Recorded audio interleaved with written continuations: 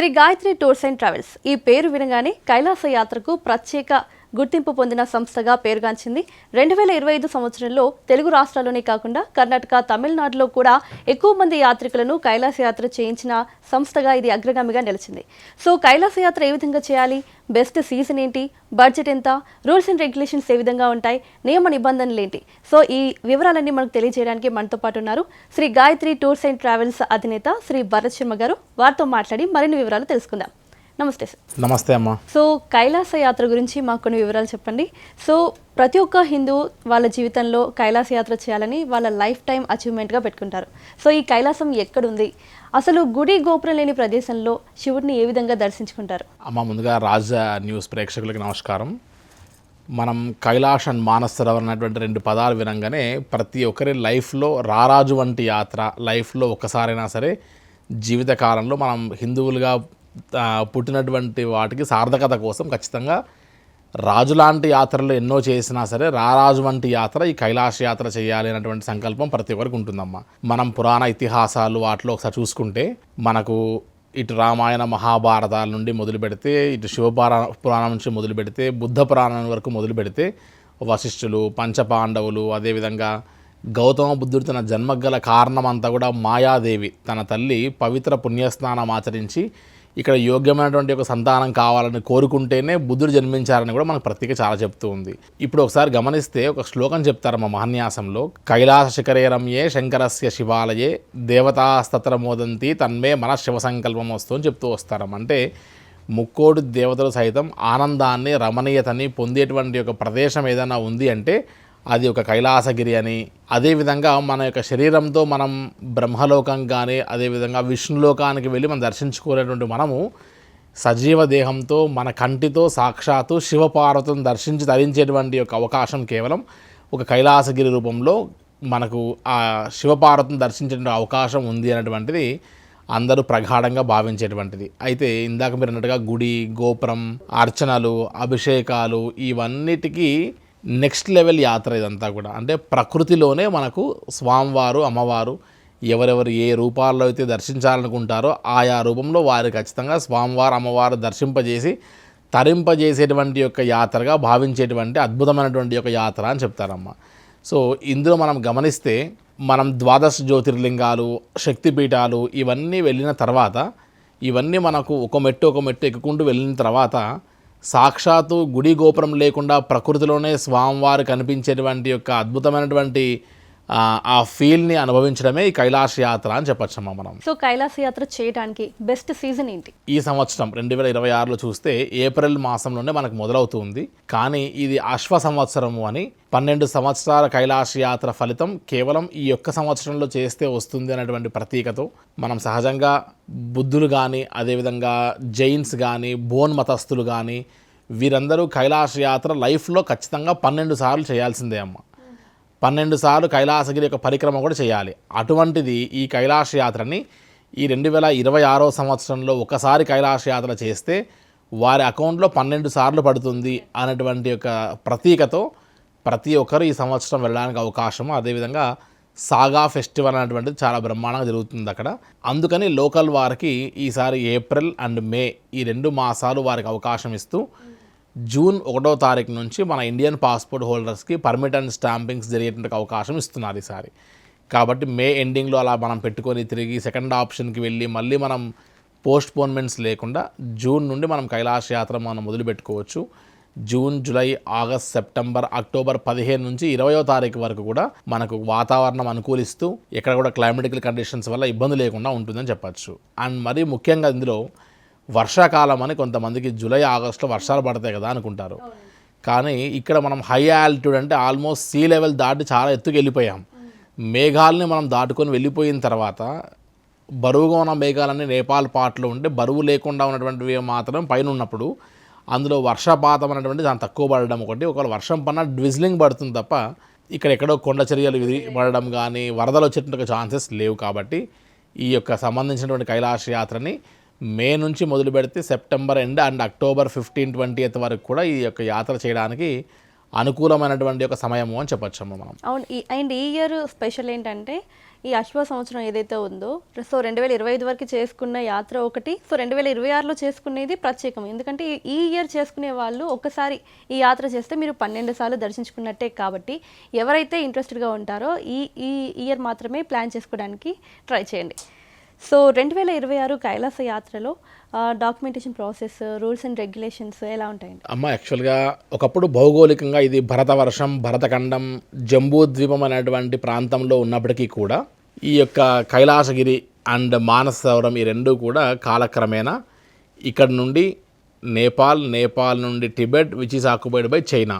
So ఖచ్చితంగా మనం Chinese యొక్క పర్మిట్ అండ్ వీసా లేకుండా మనం వెళ్ళడం కష్టం. కాబట్టి పర్మిట్ అండ్ వీసా కోసం కంపల్సరీ మనం వ్యాలిడ్ పాస్పోర్ట్, అట్లీస్ట్ 1 year వ్యాలిడిటీతో ఉన్నటువంటి యొక్క పాస్పోర్ట్ కంపల్సరీ మనం కలిగి ఉంటే మనం ఈ యాత్ర కావాల్సినటువంటి యొక్క ప్రాసెస్ని మనం మొదలుపెట్టుకోవచ్చు. సో సహజంగా మే జూన్లో మనం యాత్ర సంకల్పించాలి అని అంటే మనం ఇప్పుడు ఒక మార్చ్లోనే తగినటువంటి యొక్క పర్మిట్లకి, వీసాకి, అదేవిధంగా మన యొక్క physical fitness and mental fitness కావాల్సినటువంటి యొక్క ఇవన్నీ కూడా మనం మొదలు పెట్టవలసి వస్తుంది. సో ఇదంతా కూడా డాక్యుమెంటేషన్ ప్రాసెస్ అంతా కూడా మనము ఒక 3 to 4 months ముందే స్టార్ట్ చేస్తే మనం ప్రిఫర్డ్ డేట్స్కి మనం వెళ్ళడానికి అవకాశం ఉంటుంది. సో ఇప్పటి నుంచి స్టార్ట్ చేసుకుంటే బెటర్, అప్పటి వరకు ప్రాసెస్ అనేది కంప్లీట్ అవుతుంది. కైలాస మానస సరోవర్ యాత్ర అనేది ఇండియన్స్కి ఒకలాగా, డిఫరెంట్ కంట్రీస్కి అంటే US, UKలో ఉన్న వాళ్ళు కూడా వెళ్ళాలనుకుంటారు. సో డిఫరెన్స్ ఏముంటుందండి? సహజంగా పర్మిట్ అండ్ వీసా కంట్రీకి డిఫర్ అవుతూ వస్తుంది. కొందరికి వీసా ముందే తీసుకోవాలి, కొందరికి వీసా వచ్చిన తర్వాత ఆన్ అరైవెల్లో ఎయిర్పోర్ట్లోనే ఇస్తారు, కొంతమంది ఖచ్చితంగా ఎంబసీకి వెళ్ళి స్టాంపింగ్ వేయించుకోవాల్సి వస్తుంది. ఇందులో గమనిస్తే డిఫరెన్షియేషన్ అమ్మ, మన ఇండియన్ పాస్పోర్ట్ హోల్డర్స్ ఎవరైనా సరే కైలాస యాత్రకు వెళ్ళాలి అనుకుంటే మాలాంటి ట్రావెల్ ఆపరేటర్కి మీ పాస్పోర్ట్ మాత్రం ఇచ్చి డాక్యుమెంటేషన్ ఫిలప్ చేసి ఇస్తే వీసా కోసం మనం ఫర్నిష్ చేసి ఢిల్లీ ఎంబసీలోనే మనం సబ్మిట్ చేసి అన్నీ కూడా మనం ప్రాసెస్ చేసుకోవచ్చు. సో ఇండియన్ పాస్పోర్ట్ హోల్డర్ ఎవరు కూడా ప్రత్యక్షంగా ఫిజికల్గా మనం ఎంబసీకి వెళ్ళి అపియర్ అవ్వాల్సిన అవసరం లేదు స్టాంపింగ్స్కి. అండ్ ఇలా వదిలేసి other than Indian passport holders అంటే అందరూ NRI పాస్పోర్ట్ హోల్డర్స్ అని చెప్పచ్చు. అంటే అది US కానీ UK కానీ మిగతా డిఫరెంట్ కంట్రీస్ వారు ఎవరైనా సరే ఒక US పాస్పోర్ట్ హోల్డర్స్కి మాత్రమే కొద్దిగా ఫార్మాలిటీస్లో కొద్దిగా ఎక్కువ ఫార్మాలిటీస్ కలిగి ఉంటారు. ఎందుకు అంటే US అండ్ చైనీస్ సంబంధించిన సంబంధాలు లేవు కాబట్టి వారికి వీసా ఆన్ అరైవల్ ఇవ్వట్లేదు.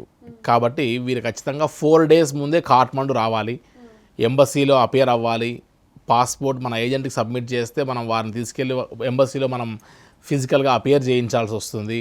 ఈ 4 days అనేటువంటిది మనం ముందుగానే లోకల్ సైట్ సీయింగ్స్కి వీటికి మనం మెయింటైన్ చేసుకుంటూ ఈ కైలాస యాత్రకు కావాల్సిన ఒక వీసా పర్మిట్ స్టాంపింగ్ వేయించుకోవాల్సి వస్తుంది.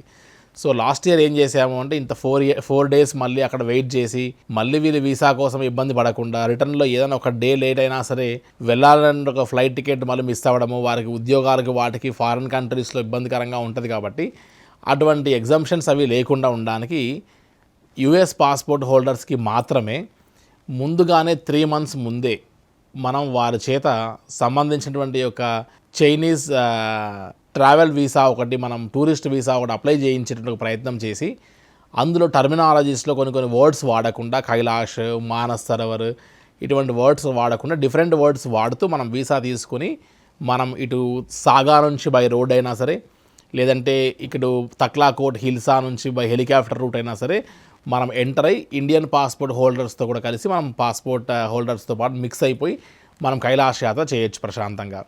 అండ్ UK, ఆస్ట్రేలియా ఇటువంటి ఏ అదర్ పాస్పోర్ట్ హోల్డర్స్కైనా సరే చైనీస్ వారు డైరెక్ట్గా ఆన్ అరైవెల్లోనే వీసా ఇస్తున్నారు. సో ముందుగానే వీసా తీసుకోవాల్సిన అవసరం లేదు. అట్ ది సేమ్ టైం ఆ వీసా ప్రాసెస్ అంతా చాలా తక్కువగానే ఉంటుంది. ఈజీగా కైలాస యాత్రని చేసుకోవడానికి ఆప్షన్ ఉంది. సో కొంతమంది ఇక్కడ ఏ యొక్క సమస్యలు వస్తాయంటే ఇండియన్ పాస్పోర్ట్ హోల్డర్స్ కొంతమంది and other than Indian passport holders కొంతమంది US, UK ఉన్నవారు ఫ్రెండ్స్ కానీ ఫ్యామిలీస్ కానీ ఉంటారు.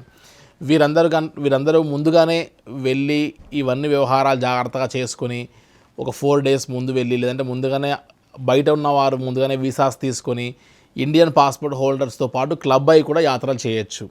సో ఇవన్నీ కస్టమైజ్ చేసి మనము స్టెప్ తీసుకోవాల్సి వస్తుందమ్మా. సో కైలాస యాత్రకి బెస్ట్ రూట్ ఏంటండి? కైలాష్ మానస సరోవర్ యాత్ర అనగానే అందరికీ ఫస్ట్ గుర్తొచ్చేటువంటిది మాతో అందరూ అనేటువంటి ఫస్ట్ మాట ఏంటంటే ఎందుకండి ఇంత కాస్ట్, ఎందుకండి ఇంత రేట్ పెట్టి మనం వెళ్ళాల్సి వస్తుంది, మన ఇండియన్ గవర్నమెంట్ ఏదో రోడ్ వేసారట కదా కైలాష్కి అనేటువంటి ఒక మాట అందరూ అంటూ ఉంటారు.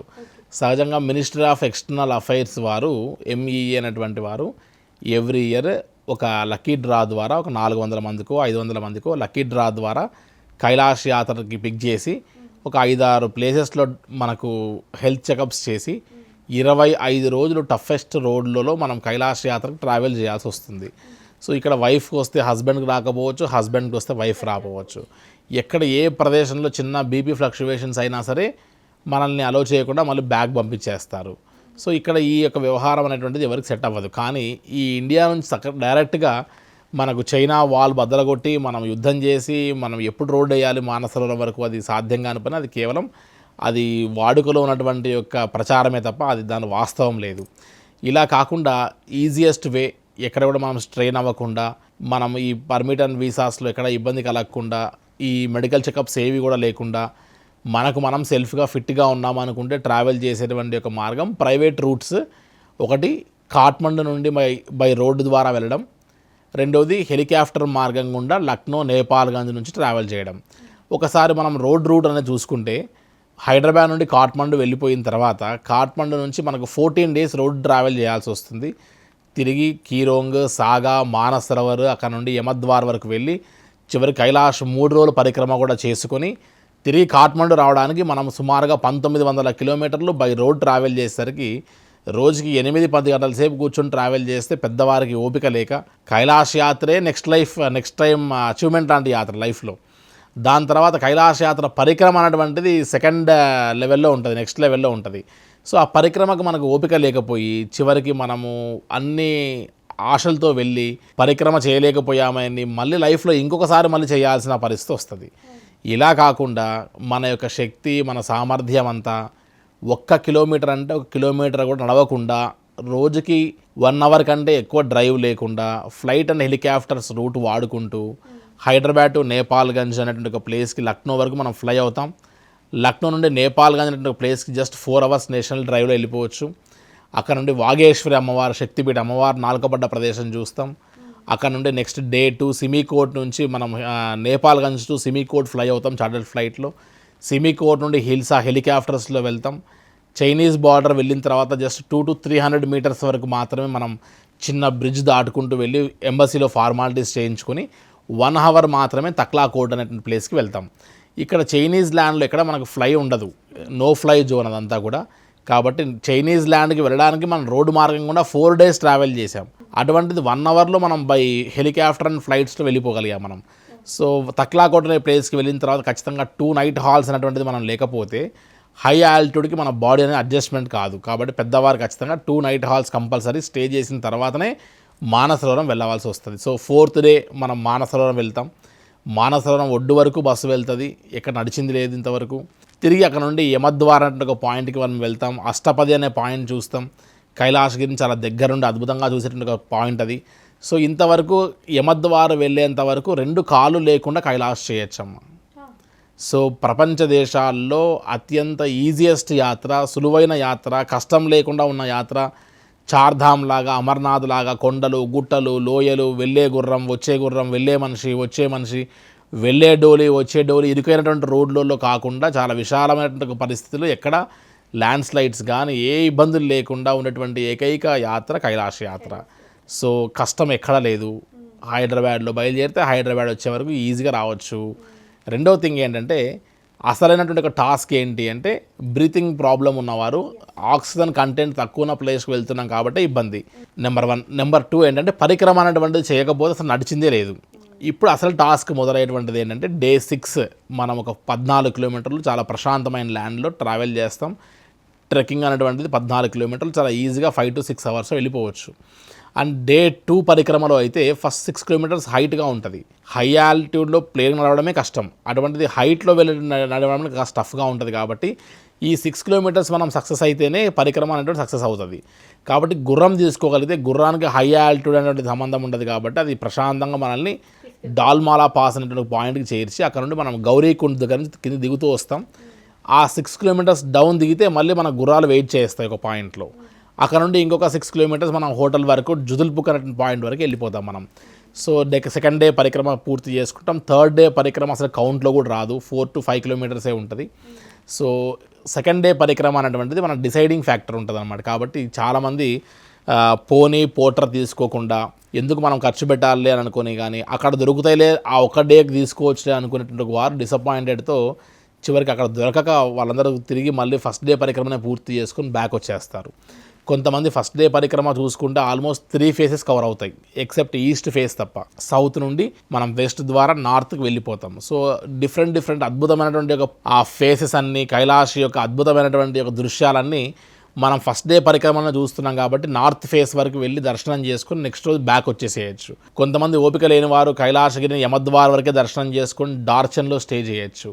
సో ఇలా కైలాష్ యాత్ర ఎట్లా వెళ్ళామో ఆ రకంగా 8వ రోజు మళ్ళీ మనం నేపాల్ బార్డర్ వచ్చేసి 9వ రోజుకి మళ్ళీ మనం హైదరాబాద్ కూడా రీచ్ అవ్వచ్చు, చెన్నై ఆర్ బెంగళూరు కూడా రీచ్ అవ్వచ్చు.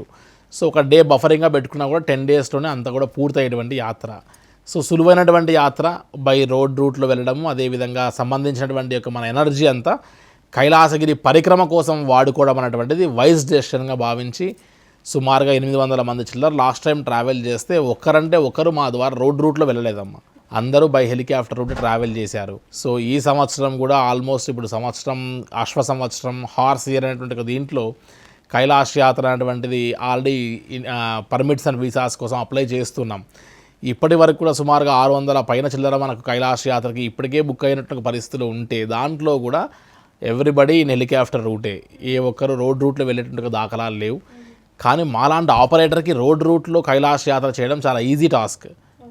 5-6 మంది స్టాఫ్తోనే ఒక 2-3 కిచెన్ టీం పెడితే ఒకటే కిచెన్ టీంతో మొత్తం లీడ్ చేయొచ్చు. కాట్మండు షిఫ్టింగ్ లేదు ఇక్కడ, అదే బస్సు అన్నీ తిరిగి వచ్చేస్తుంది.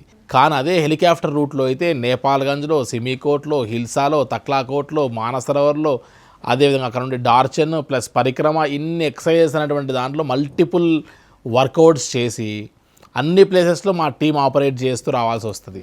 కస్టమర్కి ఆనందకరంగా స్ట్రెయిన్ లేకుండా వెళ్ళేటువంటి ఒక మార్గమేమో హెలికాప్టర్ రూట్. కస్టమర్కి అనుకూలంగా మనం చేయాలి అని అంటే హెలికాప్టర్ రూటే మనం ప్రిఫర్ చేస్తే బెటర్ అనేటువంటి ఉద్దేశంతోనే గాయత్రి టూర్స్ అండ్ ట్రావెల్స్లో మ్యాక్సిమం వెళ్ళేటువంటి వారందరూ హెలికాప్టర్ రూట్ ప్రిఫర్ చేస్తారమ్మా. సో ఎలాంటి ఏజ్ లిమిట్ ఉన్న వాళ్ళు కైలాస యాత్ర చేయాలంటారు? హై ఆల్టిట్యూడ్ సిక్నెస్కి సంబంధించినటువంటి ప్రదేశంతో కూడిన యాత్ర కాబట్టి సహజంగా 13 సంవత్సరాల పై నుండి మొదలు పెడితే 70 సంవత్సరాల వరకు లాస్ట్ ఇయర్కి అలౌ చేశారమ్మా. చివరికి లాస్ట్ ఇయర్ ఆగస్ట్లో 70+ ఉండి 75 ఉన్నా కూడా కొన్ని స్పెషల్ కండిషన్స్లో వారికి పర్మిట్ అండ్ వీసా స్టాంపింగ్ వేసి ఇచ్చారు. 75 ఇయర్స్ ఉన్న వారికి కూడా పరిక్రమ కూడా చేసి వచ్చారు.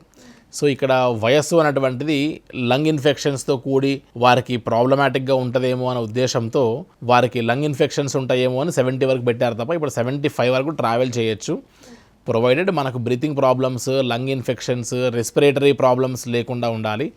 9 ఇయర్స్ నుంచి కూడా అలౌ చేస్తారు 13 ఇయర్స్ మధ్యలో. కానీ వారి యొక్క బాడీ మెటబాలిజంలో ఏదైనా చేంజెస్ అనిపిస్తూ ఉంటే, సబ్కాన్షియస్ మైండ్ ఏదైనా ఇబ్బంది అనిపిస్తుంటే అట్లీస్ట్ వారు ఎక్స్ప్రెస్ చేసే పరిస్థితులను ఉండాలి. కాబట్టి టీంకి మాకు ఇలా ఇబ్బంది అవుతుంది అని చెప్పేటట్టుగా ఉండాలి. కాబట్టి కొద్దిగా ఏజ్ లిమిట్ అనేటువంటిది మనకు అప్డేట్ చేయడం జరిగిందమ్మా. అది సో గాయత్రి టూర్స్ అండ్ ట్రావెల్స్లో కైలాస యాత్ర చేయాలంటే కొద్దిగా ఖర్చు ఎక్కువ అని వింటున్నాం. సో ఎందుకండి అమ్మ? ఇప్పుడు కైలాష్ మానసరోవర్ యాత్ర అనేటువంటిది లైఫ్ టైం అచీవ్మెంట్ లాంటి యాత్ర, లైఫ్ టైం డ్రీమ్ లాంటి యాత్ర.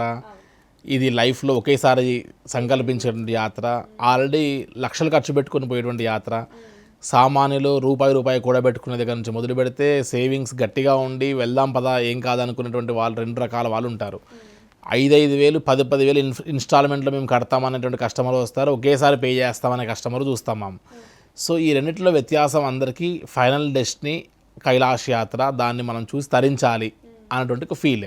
ఇప్పుడు మనం ఒక 20,000-25,000 రూపాయల యొక్క వ్యవహారంలో చూసి మార్కెట్లో వాళ్ళు తక్కువ పెట్టారు కదా వీళ్ళు తక్కువ పెట్టారంటే హెల్తీ కాంపిటీషన్లో మనం ఆ కాంపిటీషన్లో పడి ఒక ప్రైస్ ఫిక్స్ చేసిన తర్వాత ఇక నుండి లక్నో టు లక్నో మాత్రమే, Hyderabad to Hyderabad flight tickets మీరు చేసుకోండి అన్నా, లేదా మనకు వీసాలు పర్మిట్లన్నీ వచ్చేసరికి లేట్ అయిపోతుంది.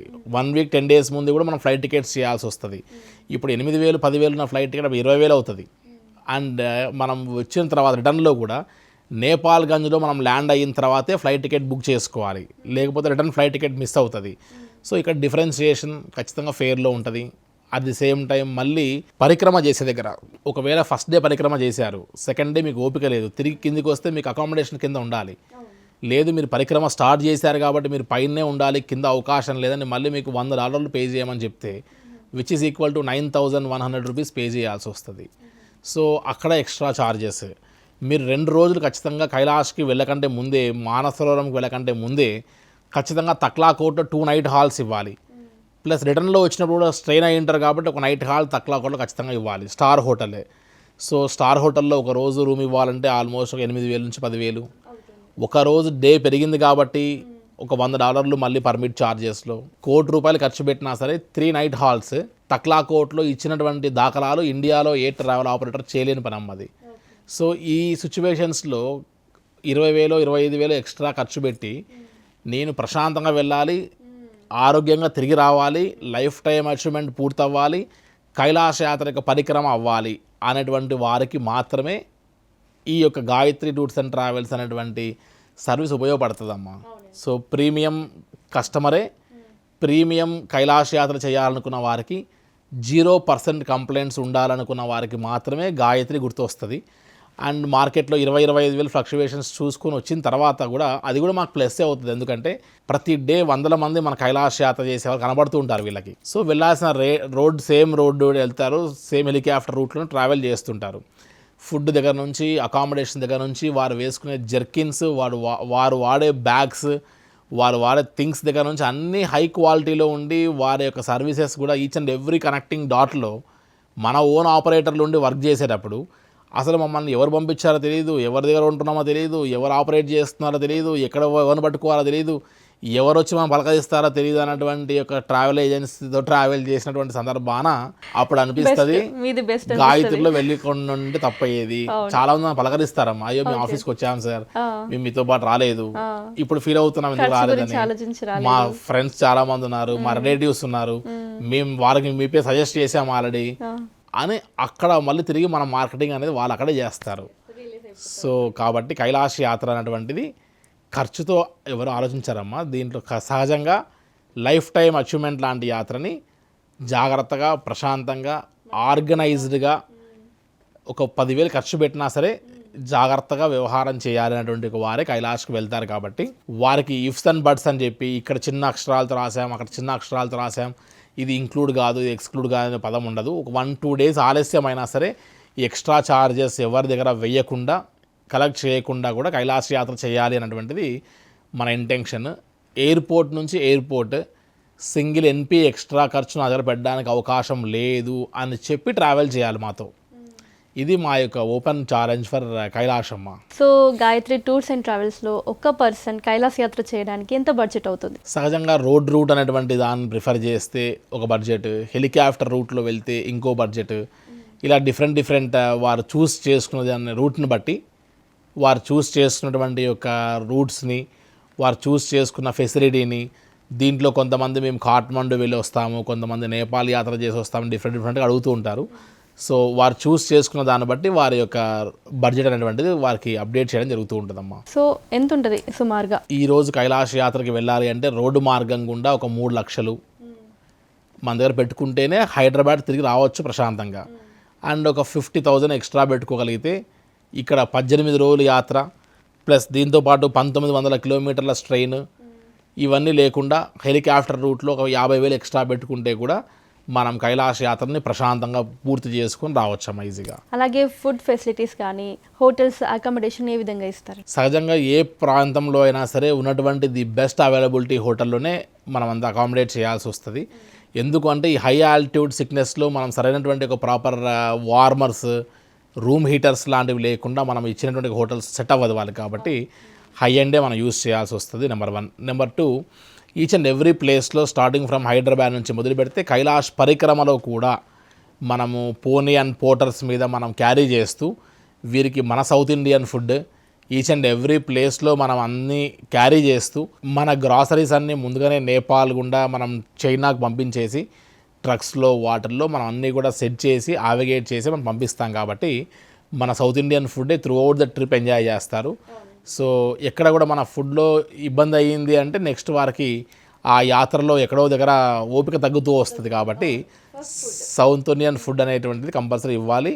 అట్ ది సేమ్ టైం కైలాషే కాదు, మిగతా ఏ టూర్ ఆపరేట్ చేసినా సరే కిచెన్ అనేటువంటిది గుండెకాయ లాంటిదమ్మా. వితౌట్ సెల్ఫ్ కిచెన్ మనం టూర్ ఆపరేట్ చేయడం కష్టంగా ఉంటుంది. అవును. సో వెళ్ళేటప్పుడు ఉన్న ఇంట్రెస్ట్ ఫుడ్ సరిగ్గా లేకపోతే వెళ్ళిన తర్వాత ఎంజాయ్ చేయలేము. పెద్దవారు కాబట్టి సహజంగా వారికి ఆ ఓపిక లేకపోతే తిరిగి మళ్ళీ వారు రెసిస్ట్ కావడం కష్టం అనిపిస్తుంది. కాబట్టి మనం ప్రాపర్ ఫుడ్ ఇవ్వాల్సిన రెస్పాన్సిబిలిటీ ఉంటుందమ్మా. నా దగ్గర నాకు మీ గాయత్రి టూర్స్ అండ్ ట్రావెల్స్లో నచ్చింది ఏంటంటే కిచెన్ ఫస్ట్.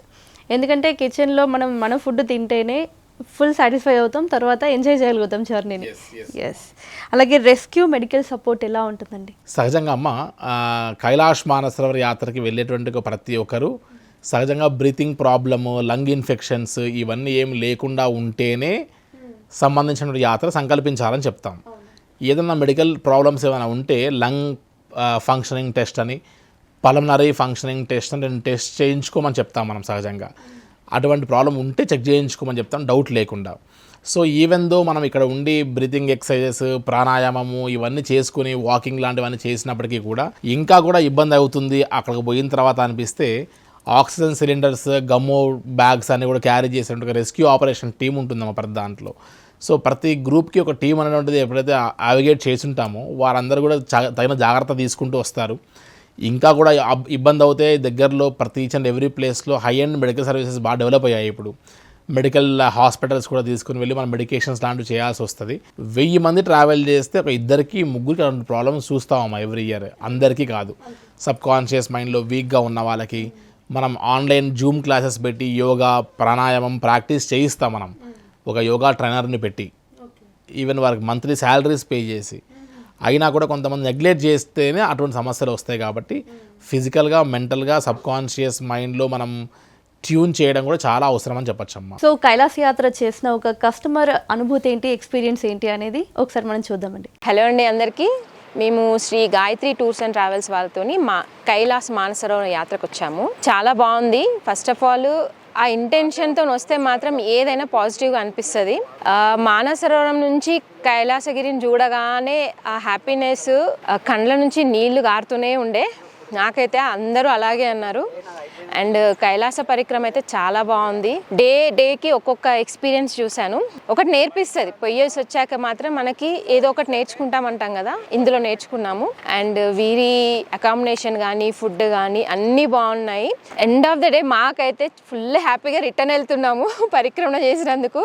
అసలు ఆ అనుభూతి లైఫ్లో ఇంకెక్కడా రాదు మనకి. అండ్ భరత్ శర్మ గారికి చాలా థ్యాంక్స్. మా అనుకున్నవన్నీ మేము ఎట్లా అయితే పోవాలనుకున్నామో అలా అన్నీ ఫుల్ఫిల్ అయ్యాయి. చాలా హ్యాపీగా రిటర్న్ అవుతున్నాం. Thank you so much. So Kailasa యాత్ర ఏ విధంగా చేశారు అని వారి ఎక్స్పీరియన్స్ చెప్పినందుకు, చాలా చక్కగా వివరించినందుకు థ్యాంక్ యూ అండి. Thank you so much. So Kailash యాత్రకి ఏ విధంగా వెళ్ళాలి, ఏ సీజన్ బెస్ట్, సో ఎంత బడ్జెట్ అవుతుంది, అలాగే మెడికల్ సపోర్ట్ కానీ ప్రతి ఒక్కటి కూడా మా ఆడియన్స్కి వివరించినందుకు thank you so much Bharat Sharma garu. నమస్తే.